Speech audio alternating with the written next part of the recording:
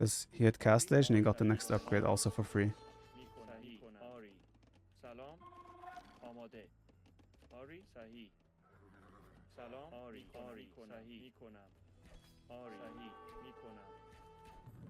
So that's where we would need the blacksmith upgrades for the horse archers.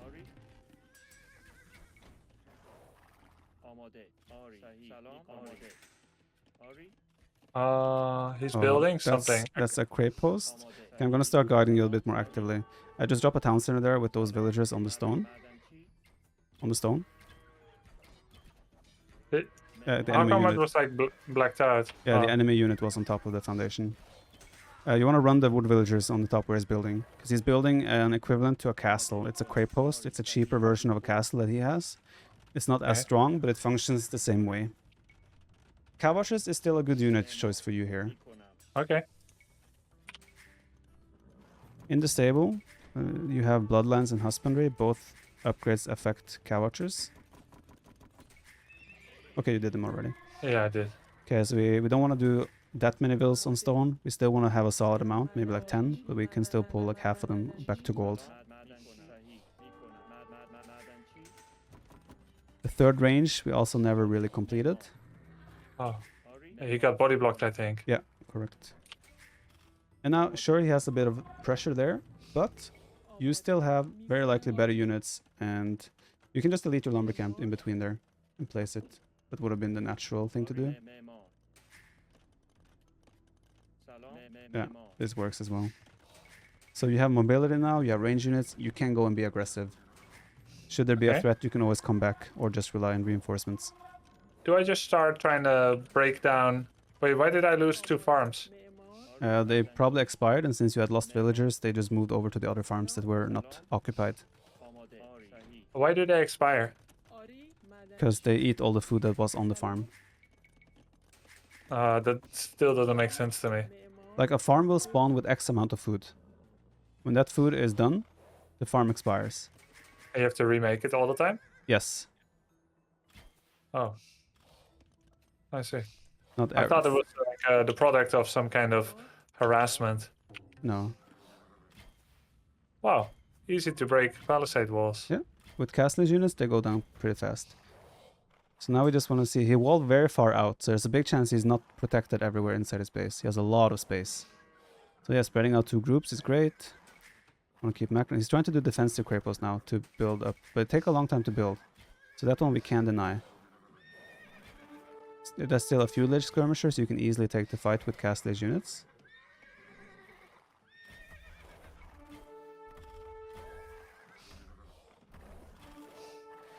He's added a second town center as well. At this point, you just want to keep running with those units. Just never stop. You want to collect the information. That's all you care about with those. That second Can I group make at my least. own castle? That's the plan long term to defend against that. You could do it already now. Just build it within the range of his. So because your castle is stronger. Like this? Yeah, like that is perfect. Because he cannot reach your villagers, and you will win that fight long term. This is a situation where I would use stand ground as well, so you don't accidentally run into his town center. And as long as he still has the feudal age version, you can still fight that unit, even though it is a counter unit.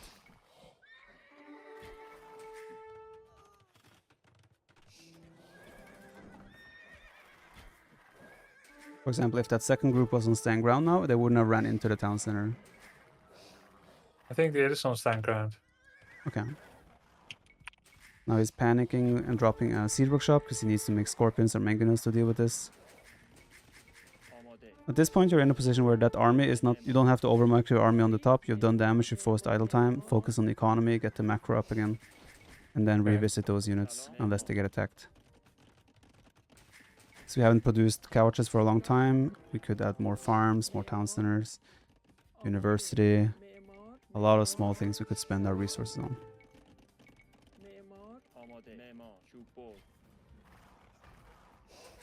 Scorpion, as long as you have the right numbers, you can still fight scorpions with cow archers, but you want to make sure you do spread formation. Because it has passed through damage. So if you can make sure that it only hits one unit at a time, you can also dodge the projectile, so you could micro. But at this point, it's like, is it worth microing these 3 cow archers against 1 scorpion or fixing 20 idols? Yeah.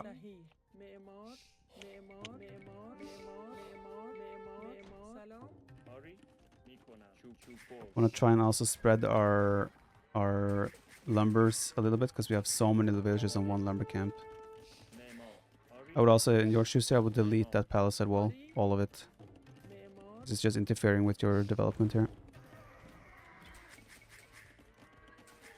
Still, you have 4 TCs running with Persians. Remember, you have faster working town centers as well, so it's very likely that you have a big village lead. Yep. Do I upgrade anything in the castle? No? Not yet, no. Maybe later if we decide to go war elephants. That's not a good idea because those villages will just die to the Post. No, I think he targeted my castle. Yeah, it could be, it could be. Yeah, it looks like it. No, he did not. Oh. You just got in range now. Okay. Yeah, so since we have 55 lumberjacks, that's now an automatic. Okay, I'm just gonna turn all this into farms as soon as possible. Yeah. So you're gonna start floating a lot of wood.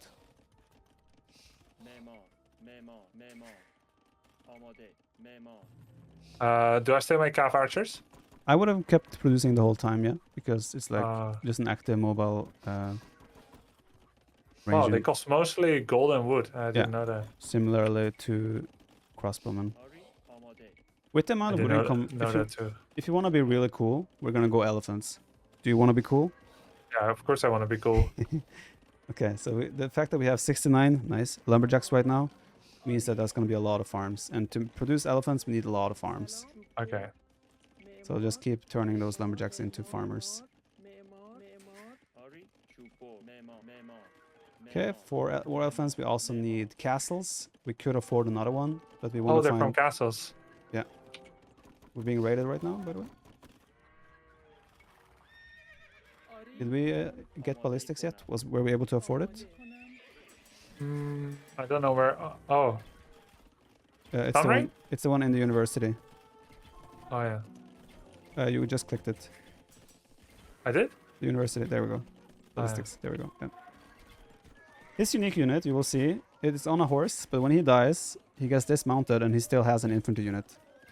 So you have to kill that unit twice, kind of. Oh, okay. He will stand up and keep fighting. He's stubborn. So your game plan right now is cow archers, defend any raids and potential counter-harass, and then make a lot of farms. And we don't make elephants yet. We want to secure the map. We want to find our stone. We want to find more gold. And just keep making farms. You can also do a market here to balance the economy a little bit.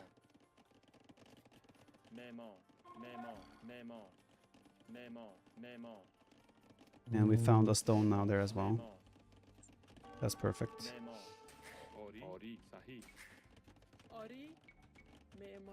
We can also have a quick look at the minimap to see where we can secure other resources. We can see we also have a stone to the bottom, right?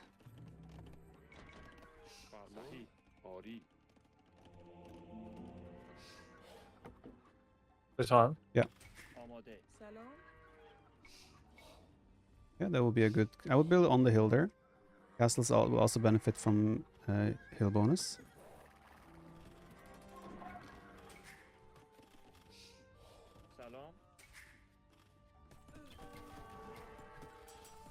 We just keep producing villagers. We want to reach like 150, 160 villagers here, even. We don't need more ranges.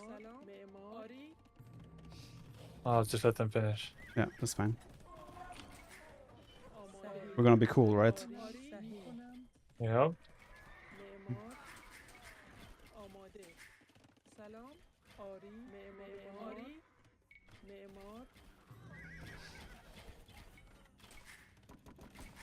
Main thing we're missing right now would be access to gold.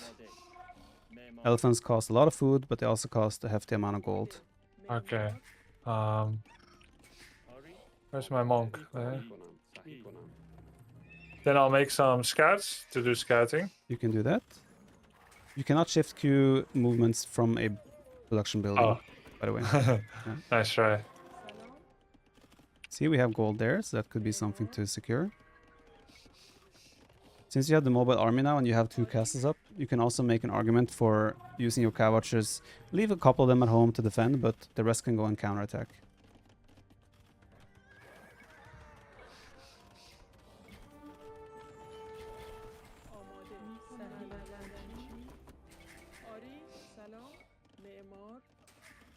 I think we want to cheekily just try and take that gold right to your right.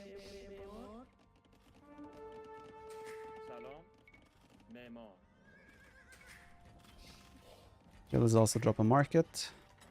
We want to sell some resources here. And the hotkey situation is getting better, like you're getting used to the... A little bit. Yeah. We can also do wheelbarrow and handcart. Would help a lot on our food eco. A 3rd castle towards the top where you have that gold would also be very nice. Just to secure that area as well.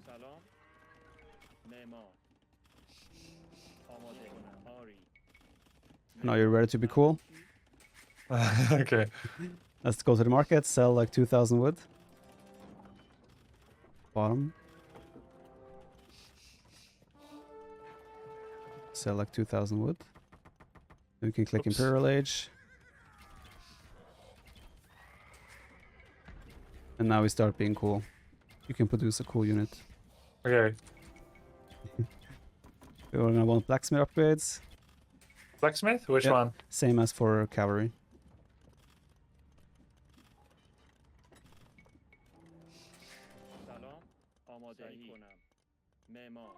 You already know you're floating a lot of wood, so in those cases, just put those on the gold mine you saw there. Instead of, like, whenever you're floating this amount of wood, just never drop another lumber camp. Unless you need more wood. If you want to stop making villas now, we have reached a healthy amount of 165. Stop making villas, okay.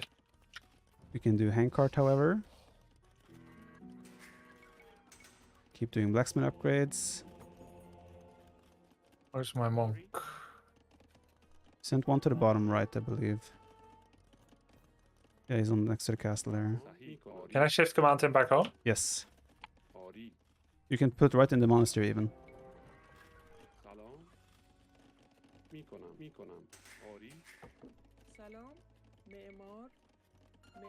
Okay, you want blacksmith upgrades.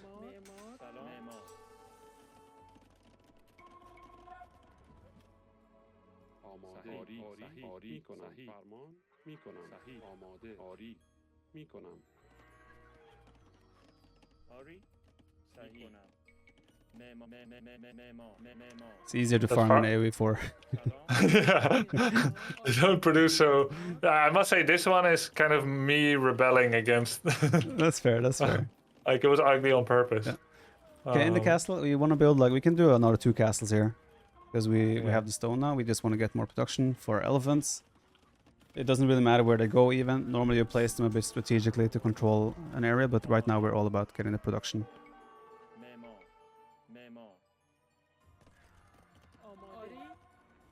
Yeah, we'll just drop it anywhere, yeah. So we want to check the castle, we want to get the upgrades immediately as we get imp. We want to get elite elephants and the crown, which gives them more speed. Nice. Correct. Oh my god, it's expensive. Wait, it's very expensive. why can't I? Oh, it's 1,200 gold. Gold, yeah. It's worth it, trust me. Okay. I would say send your couches to their death. We want to clean up population space for our elephants. For the greater good.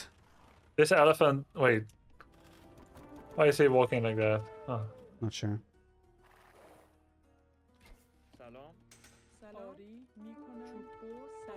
You can even justify deleting those 24 you have selected right now. Mass delete. Execution. Feels bad. For the greater good. It's also the... How much does an elephant cost? 170.85. It doesn't sound expensive, but that is, huh? Yeah, it is expensive, and it used to be 200 food. They made them a bit cheaper. We also want to do the hands holding the crown in the bottom. Unique tech there. Makes the stable castle 33% faster. Okay. It's a very good upgrade. It helps every single military building in the game, except siege workshops. Okay. And it's very cheap. Should I go monks too for healing? No, no, no, no. Come on, be cool. What you're doing now is only elephants. You're not making a single other unit. Okay. Alright. Sacrifice those. We don't want them alive anymore. They're taking pop space from our elephants. Okay. Yeah. Then when do we delete all the villagers, Viper? Oh, that's too expensive. Unless, like in AoE4, I've done that with elephants. But it's too expensive in AoE2. Because elephants in AoE4 cost more population space, so it's more viable there. Here you could literally have 200 elephants. That's a lot. Okay, so we have 29, 30 of them now. I think it's time to show you the power of the elephants. You can start attacking and engaging. Okay, with just one as a sample, or You all can of do them? one as a sample if you want initially, but they're cooler when they're in a pack. Do we have all the blacksmith upgrades? No. Okay, now we do. Oh, they attack fast. Yeah, yeah. No! There's... No! That was not Man. cool. Not cool, bro. I should have used them all. Should have been the last guy you played against. He would never resign here. Yeah, exactly. It's like, wow, I want to see maximum amount of elephants. Exactly. So you're playing against the Viper. He's got 60 elephants. How do you counter? Alt F4. No, halberdiers and monks would be the most cost-effective comp.